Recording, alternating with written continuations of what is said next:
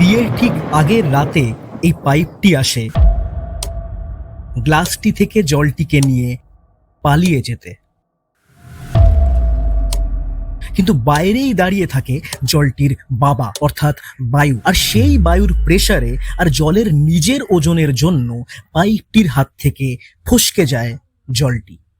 এইবার পাইপটি ঠিক করে বিয়ের দিন বিয়ের মণ্ডপ থেকে তুলে নিয়ে যাবে জলটিকে। সেই মতো বিয়ের দিন আবার আসে পাইপটি আর টাটকা বিয়ের মণ্ডপ থেকে তুলে নেয় জলটিকে, আর গার্ড দেওয়ার জন্য নিয়ে আসে এই আঙুলটিকে, যার সাহায্যে পাইপের মাথাটিকে চেপে ধরা হয়। আর এখানে পাইপ ও জলের অ্যাডহেসিভ ফোর্স এত তীব্র যে বাইরের এই বায়ুর প্রেসারে আর জলের নিজের ওজনের জন্য পাইপের জল আর নিচে পড়ে না।